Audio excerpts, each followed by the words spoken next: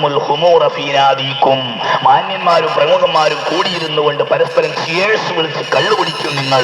ആ കള്ളുകുടി വ്യാപകമാവുകയും ചെയ്താൽ 13ാമത്തെ നമ്പർ റസൂലുള്ളാഹി പറയുന്നു, വലഅന ആഖിറു ഹാദിഹിൽ ഉമ്മത്തി അവ്വലഹാ, ഈ സമുദായത്തിലെ അവസാനം വരുന്ന വിഭാഗക്കാർ മുൻഗാമികളായ ആളുകളെ കുറ്റം പറയുന്ന കാലവും വന്നാൽ, സുബ്ഹാനല്ലാഹ്, അല്ലാഹു നമ്മളെ കാത്തുരക്ഷിക്കട്ടെ. മുൻഗാമികൾ എപ്പോഴും മുൻഗാമികളാണ്. അവര് വിശുദ്ധരാണ്, പരിശുദ്ധരാണ്, മഹാത്മാക്കളാണ്.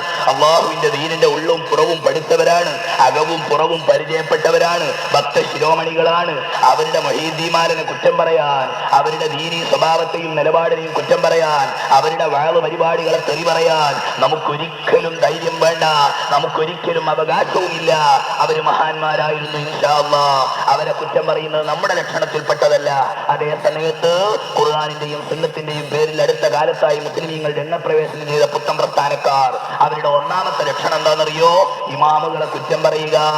ഇമാമുകളെ മാത്രമല്ല, ബഹുമാനപ്പെട്ട ശൈഖ് മുഈനുദ്ദീൻ അബ്ദുൽ ഖാദിർ ജീലാനി ഖദ്ദസല്ലാഹു സിർറഹ്, മഹാത്മാവായ ആധ്യാത്മിക ലോകത്തിന്റെ ചക്രവർത്തി, കോടാനുകോടി മുസ്ലിം ഭക്തവിശ്വാസികളിൽ ഈമാനിന്റെ മധുരം പകർന്നു കൊടുത്ത ബഹുമാനപ്പെട്ട ശൈഖ് മുഈനുദ്ദീൻ ഖദ്ദസല്ലാഹു സിർറഹ്, മഹാനവരുകളെ ആക്ഷേപിച്ചു എന്നല്ല പറയുന്നത്, കുറ്റം പറഞ്ഞു എന്നല്ല, കാഫിറാക്കി ഇവിടുത്തെ വഹാബികൾ.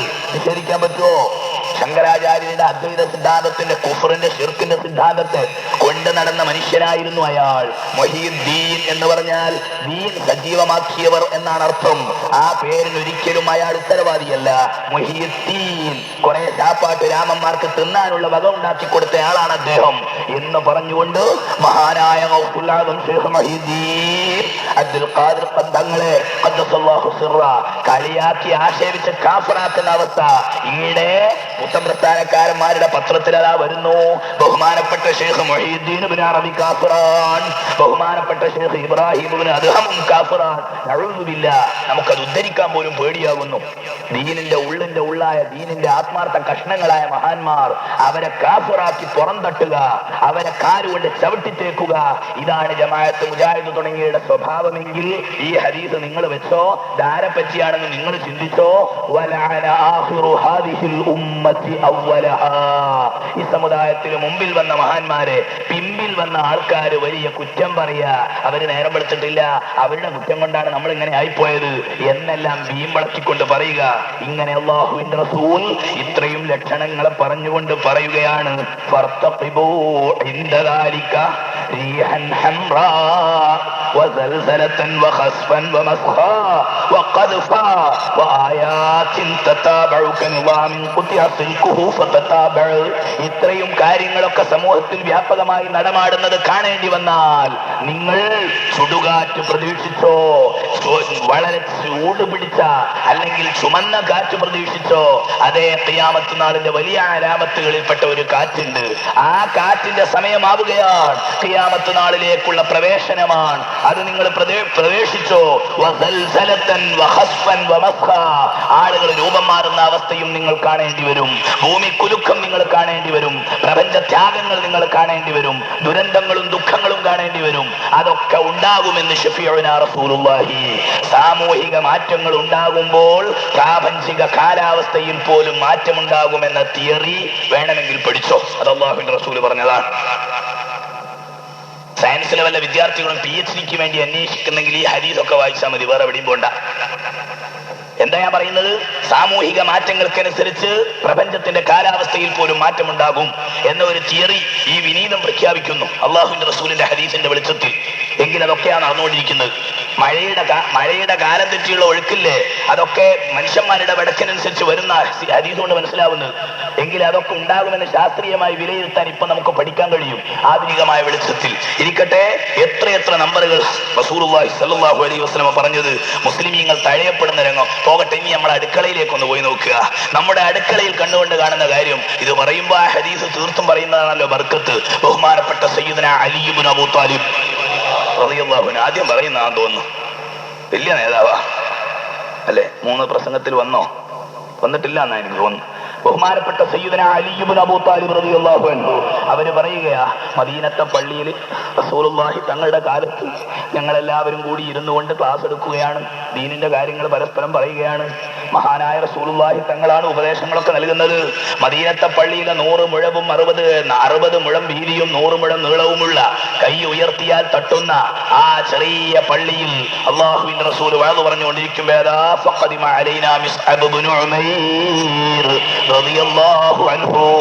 ദീനുൽ ഇസ്ലാം എന്ന വെളിച്ചത്തെ മദീന ഷരീഫിലേക്ക് ആദ്യമായി കൊണ്ടുപോയി പ്രചരിപ്പിച്ച, അവിടുത്തെ മിഷനറിയായി വർക്ക് ചെയ്ത മുഹാജിറായ സയ്യിദുനാ മിസ്അബ് ഇബ്നു ഉമൈർ റസൂലുള്ളാഹിനെ പോലെ മുഖം വെളിച്ചമുള്ള മനുഷ്യനായിരുന്നു. ഹദീസിൽ കാണാം, മുഖത്തിന്റെ ഷേപ്പ് ആകൃതി റസൂലുള്ളാഹിയോട് തുല്യത ഉണ്ടായിരുന്ന ഒരാളാണ് ബഹുമാനപ്പെട്ട മിസ്അബ് ഇബ്നു ഉമൈർ. റസൂലുള്ളാഹി വഅദ് പറഞ്ഞുകൊണ്ടിരിക്കുന്ന സദസ്സിലേക്ക് മിസ്അബ് ഇങ്ങനെ കടന്നു വരുന്നു. മാ അലൈഹി ഇല്ലാ ബുർദത്തുൻ ലഹു മർഖൂഅത്തുൻ ബിഫറവിൻ. കണ്ടം വെച്ച ഒരു കുപ്പായം മാത്രമാണ് ആ സാധു മനുഷ്യൻ ധരിച്ചത്. കണ്ടം വെച്ചത് തന്നെ തോലിന്റെ കഷ്ണം കൊണ്ടാണ്, അഥവാ തുണി ഇല്ലാത്തത് കൊണ്ട് തോലിന്റെ കഷ്ണം കൊണ്ട് ഓട്ട അടച്ച ഒരു കീറിപ്പറഞ്ഞ കുപ്പായം ഇട്ടിട്ട് ഇങ്ങോട്ട് വന്നു. അദ്ദേഹത്തിന്റെ മുഖത്തേക്ക് അങ്ങ് നോക്കിയിട്ട് ബക്കാ റസൂലുള്ളാഹി സ്വല്ലല്ലാഹു അലൈഹി വസല്ലമ ലില്ലദീ കാന ഫീഹി മിന നിഅമതി വല്ലദീ ഹുവ ഫീഹി അൽയൗം. മിസ്അബ് എന്ന പണക്കാരൻ ദീനിലേക്ക് വന്നതിന്റെ ശേഷമാണല്ലോ പടച്ചവനെ എല്ലാം ദീനിന് വേണ്ടി ചെലവഴിച്ച് ഇപ്പോഴിങ്ങനെ ആയിപ്പോയല്ലോ, എല്ലാം ദീനുൽ ഇസ്ലാമിന്റെ ഖിദ്മത്തിന് വേണ്ടി കൊടുത്ത മനുഷ്യൻ ഇപ്പൊ കണ്ടം വെച്ച കുപ്പായിട്ട് നടക്കുന്ന അവസ്ഥയിൽ എത്തിപ്പോയല്ലോ എന്ന് പറഞ്ഞുകൊണ്ട് ഒരൊറ്റ കരച്ചിലാണ് അല്ലാഹുവിന്റെ റസൂൽ. തന്റെ പ്രവർത്തകന്റെ ദയനീയമായ വസ്ത്രധാരണ രീതി കണ്ടിട്ട് കരഞ്ഞുകൊണ്ട് അല്ലാഹുവിന്റെ റസൂൽ, അനുയായികൾക്ക് ഭക്ഷണമില്ല, വസ്ത്രമില്ല, വെള്ളം കുടിക്കാനില്ല. ആ കാലത്താണ് പറയുന്നത്, സഹാബാക്കളെ ഇതാണ് ഇന്നത്തെ നിങ്ങളുടെ അവസ്ഥയെങ്കിൽ എന്റെ മിസ്അബിനെ കാണുമ്പോൾ എനിക്ക് കരയാൻ തോന്നുന്നു. ഒരു തുണി ഉടുക്കാനില്ലാത്തത് കൊണ്ടാണല്ലോ ആ സാധു കണ്ടം വെച്ചിട്ട് ഉടുത്തത്. എന്നാൽ അതാ അവസ്ഥ മാറും. കൈഫ ബിക്കും ഇദാ വദാ അഹദുക്കും ഫീ ഹുല്ലത്തിൻ വറാഹ ഫീ ഹുല്ലത്തിൻ ഉഖ്റാ. വസ്ത്രങ്ങളെ കൊണ്ട് നിങ്ങൾക്ക് എമ്പാടും വർധനവ് ലഭിക്കുന്ന കാലം വരും. ഒരു തുണി പോലും ഇല്ലാത്ത ഈ കാലത്താണ് അല്ലാഹുവിന്റെ റസൂല് പറയുന്നത്, 1500 കൊല്ലം മുമ്പ് നിങ്ങൾ രാവിലെ ധരിക്കുന്ന ഒരു ജോഡി വസ്ത്രം അതുമായി റോട്ടിൽ പോയി അങ്ങാടിയിലൊക്കെ ഒന്ന് ചുറ്റിത്തിരിഞ്ഞ് പിന്നെ നിങ്ങൾ വീട്ടിലേക്ക് പോയി വൈകുന്നേരം വീട്ടിൽ നിന്ന് ഇറങ്ങുമ്പോൾ വേറെ ഒരു ജോഡി വസ്ത്രം ധരിക്കുന്ന കാലം വരുമെന്ന് ശഫീഉനാ റസൂലുള്ളാഹി. കൈഫ ബിക്കും, അന്ന് നിങ്ങളുടെ അവസ്ഥ എന്തായിരിക്കും? ശരിയായിട്ടുണ്ടോ? ശരിയായിട്ട് സദഖ്ത യാ റസൂലല്ലാഹ്.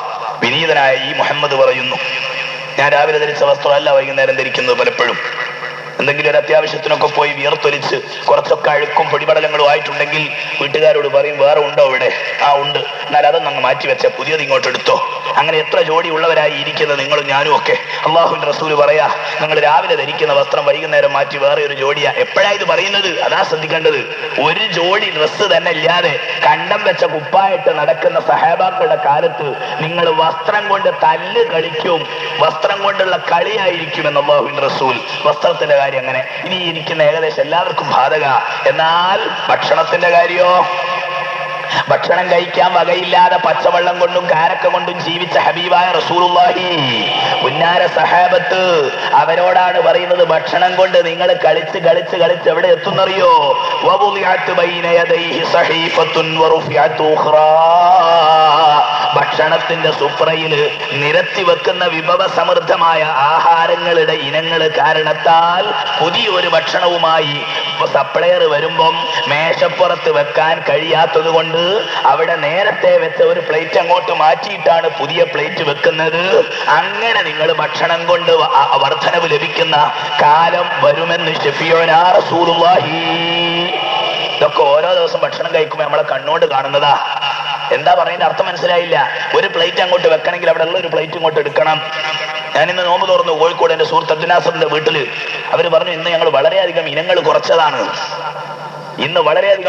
കുറച്ചതാണ്. ഫ്രൂട്ട്സും സ്വീറ്റ്സും അതൊക്കെ കൂടി നോക്കിയപ്പോ 11 ഇനേ ഉള്ളൂ.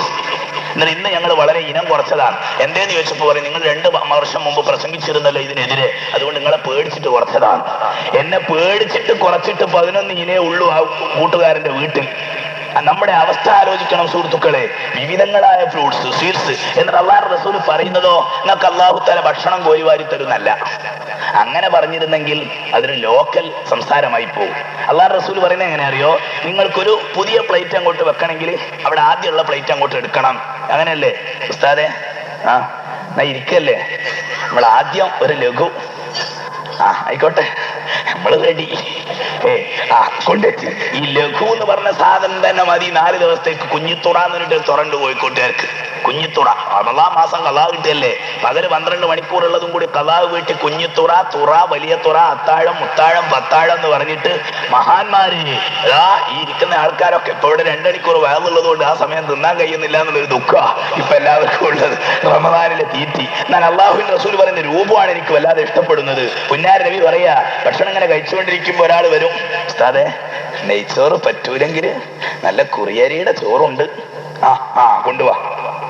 ഈ പാത്രമായിട്ട് ഇങ്ങനെ സപ്ലയർ എവിടെ അപ്പം വെക്കുക, എവിടെ കാണുന്നില്ല സ്ഥലം കാണാതിരിക്കുമ്പോ കാരണവര് പറയും, ഇതങ്ങോട്ട് എടുത്തുണ്ടായിക്കോ, പത്തിരി ഇതെല്ലാവരും തിന്നു കഴിഞ്ഞതാ. ആ പത്തിരിയുടെ പ്ലേറ്റ് അങ്ങോട്ട് എടുത്തിട്ട് വേണം കുറിയരിച്ചോറിന്റെ പാത്രം അവിടെ വെക്കണമെങ്കിൽ. അതാ റസൂലുള്ളാഹി പറഞ്ഞത്, ഇപ്പൊ മനസ്സിലായി. ആ അവസ്ഥ ഫുൾ പവർ ഫിറ്റ്, എല്ലാം യോജിപ്പാ. അപ്പം ഭക്ഷണത്തിന്റെ കാര്യം. ഇനി വീടിന്റെ കാര്യോ? വീട് എന്ന ഒരു സമ്പ്രദായം തന്നെ ഇല്ലാത്ത ഒരു കാലത്ത് ചെറ്റപ്പല വെച്ച് കെട്ടി ഉണ്ടാക്കുക, ഓല ഈത്തപ്പലയുടെ മടലുകളെ കൊണ്ട് വെച്ച് കെട്ടി ഉണ്ടാക്കുന്ന കൊച്ചു കൂരയിൽ കിടന്നുറങ്ങുന്ന കാലഘട്ടത്തിൽ മഹാനായ സയ്യിദുനാ റസൂലുള്ളാഹി പുന്നാര നബി പറയുകയാണ്, നിങ്ങളുടെ വീടൊക്കെ അങ്ങോട്ട് മൊഞ്ചാക്കി വാർത്താലും പോരാ, കോൺക്രീറ്റിന്റെയും മേലെ കോൺക്രീറ്റ്, അതിന്റെ മുകളിൽ ഒരു ഓടും, അതൊക്കെ ആയാലും നിങ്ങൾ അവസാനിപ്പിക്കൂല. ലാസ്റ്റ് പോയിന്റ്,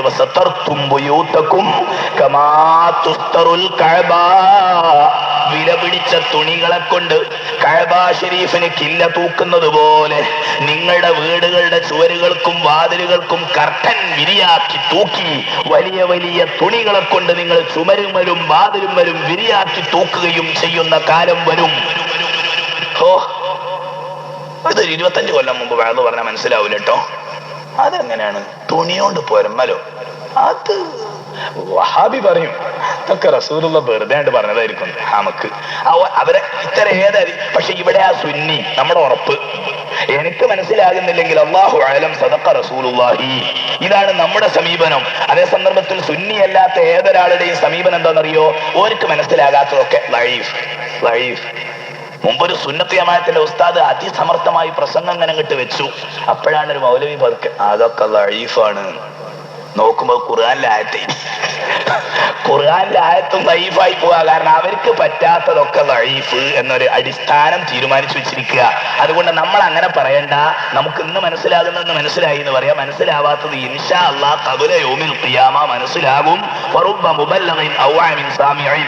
അത് മനസ്സിലാകാനുള്ള ആളുകളൊക്കെ വരുന്നിടത്ത് വെച്ച് കാണാം എന്ന് കരുതി നമ്മളത് മൂടി വെക്കാനും പാടില്ല. കാലത്തിനനുസരിച്ച് ദുർവ്യാഖ്യാനം ചെയ്യാനും പാടില്ല.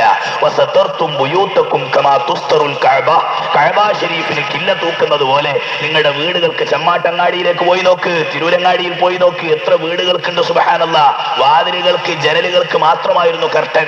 എന്നാൽ അറേബ്യയിലെ വീടുകളൊക്കെ മാറിയിരിക്കുന്നു. അവർ ചുമരുകൾക്കും കർട്ടൻ കൊടുക്കുന്നുണ്ട്. അത് കണ്ടുപഠിച്ചു വരിക കേരളത്തിലെ പാവപ്പെട്ട ഗൾഫുകാരൻ. കൂട്ടത്തിൽ പറയട്ടെ, ഗൾഫുകാരാ, പറയാതിരിക്കാൻ പറ്റൂല. എന്റെ കുറെ അടുത്ത സുഹൃത്തുക്കളൊക്കെ ഗൾഫുകാർ ഇവിടെ ഉണ്ട്. ഉള്ള പൈസ മുഴുവൻ 2 കൊല്ലം കൊണ്ട് അധ്വാനിച്ച് കഷ്ടപ്പെട്ടു വരിക. എന്നിട്ട് ഗൾഫിലെ അറബി ഉണ്ടാക്കിയ അതേ പ്ലാനും എസ്റ്റിമേറ്റും ഡിസൈനുമായിട്ട് ഇവിടെ തറ കെട്ടുക. എന്നിട്ട് 4 കൊല്ലം കഴിഞ്ഞിട്ട് സൗദി അറേബ്യയിലെ നിയമം മാറുക, വിസ ക്യാൻസലായി ഇവിടെ വന്നിട്ട് എന്ന് പറഞ്ഞിട്ട് നടക്കുക. കെട്ടിയ തറ ബാക്കിയാവുക. മുസ്ലിം സമുദായമേ, ഉള്ള കാശ് സാമ്പത്തിക വിനിയോഗത്തിന് ഒരു ആസൂത്രണം വേണം. നമുക്ക് അപകടകരമായ രൂപത്തിൽ പൈസ കൊണ്ട് കളിക്കല്ലേ. ഉള്ളത് മുഴുവൻ കോൺക്രീറ്റ് തറയിൽ കെട്ടിവെച്ചാൽ ഗൾഫ് നഷ്ടപ്പെടുന്ന ഒരു കാലം നമുക്ക് അഥവാ വന്നാൽ പെയിന്റ് അടിക്കാനും നികുതി അടക്കാനും കാശില്ലാതെ കുഴങ്ങിപ്പോകും എന്റെ മക്കൾ. എന്റെ മക്കളല്ല, ഇജ്ജന്നെ ഇതിനാ മക്കള്. അപ്പൊ അങ്ങനെയല്ലേ എത്തിയിരിക്കുന്നത്. UAE-യിലൊക്കെ നിയമം കർശനമാക്കി പലരും ജോലി നഷ്ടപ്പെട്ട് ഇവിടെ വന്നിരിക്കുക.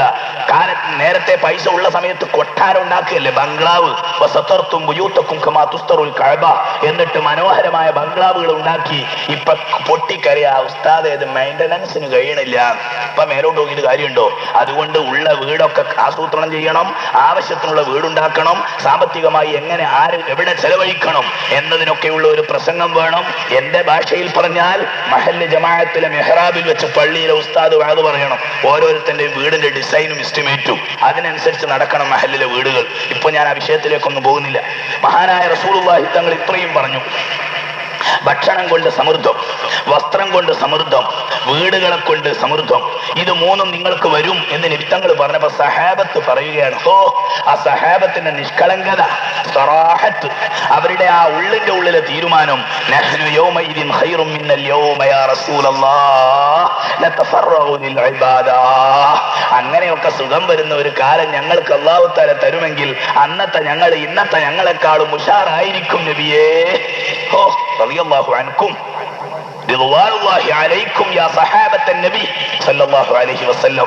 അവര് പറയുകയാണ്, ഇന്നത്തെ ഞങ്ങളെക്കാളും അന്നത്തെ ഞങ്ങൾ ഉഷാറായിരിക്കും. കാരണം എന്താണെന്നറിയോ? നതഫറഉ ലിൽ ഇബാദ. കുട്ടികൾ കരി വാങ്ങുന്ന കാര്യത്തിൽ ബേജാറാകാനില്ലല്ലോ. പള്ളിയിൽ തന്നെ കുത്തിർന്ന് എഴുത്തിക്കാഫും ദിക്റും ചൊല്ലി കുത്തിർന്നാ പോരെ. അതുകൊണ്ട് നബി ആ കാലം വരാൻ ഞങ്ങൾക്ക് ഊറ്റവാ. ആ കാലം വന്നാൽ ഞങ്ങൾ ഇബാദത്തിൽ 1-ാം ക്ലാസ്സുകാരായി മാറും എന്ന് പറഞ്ഞപ്പോ അല്ലാഹുവിന്റെ റസൂൽ പറഞ്ഞു, അങ്ങനെ ഒന്നും മോഹിക്കണ്ട, അങ്ങനെ വരും സംഗതി. അന്ന് ഇബാദത്തിന്റെ കാര്യത്തിൽ പോക്കായിരിക്കും. ലാ അൻതുമുൽ യൗമ ഖൈറും മിൻകും യൗമഇദിൻ ഖാല റസൂലുള്ളാഹി. അന്നത്തെ നിങ്ങൾ ഇന്നത്തെ നിങ്ങളെക്കാൾ ഒരിക്കലും നല്ലവരാവുകയില്ല. നമ്മളെ പറ്റിയാണ് പറഞ്ഞത്. ഇല്ലേ, സാധുക്കളൊക്കെ പറയും, കുറച്ച് പൈസ ഉണ്ടായിരുന്നെങ്കിൽ എനിക്ക് നല്ലപോലെ ജീവിക്കായിരുന്നു, തറാവീഹ് മര്യാദക്ക് നിസ്കരിക്കാമായിരുന്നു. പക്ഷെ പൈസ ഉണ്ടായാലോ അത്താഴവും പത്താഴവുമായിട്ട് പള്ളങ്ങനെ നിറച്ച് ഇനിയിപ്പം തറാവീഹ് നാളെ ഒന്നായിട്ട് ജാമാക്കാൻ. എന്നിട്ട് തറാവീഹ് വിത്രു ഒന്നിച്ചാ അടിക്കുന്നത്, ഖളാവ് ഒന്നിച്ചൊറ്റ അടിയ. അപ്പോഴുണ്ടായിക്കഴിഞ്ഞാൽ നമ്മൾ കൂടുതൽ വടക്കായി പോകുന്ന കാലമാണ്. ഇരിക്കട്ടെ, ഇങ്ങനെ നിരവധി അടയാളങ്ങൾ അല്ലാഹുവിന്റെ റസൂൽ പറയുന്നു.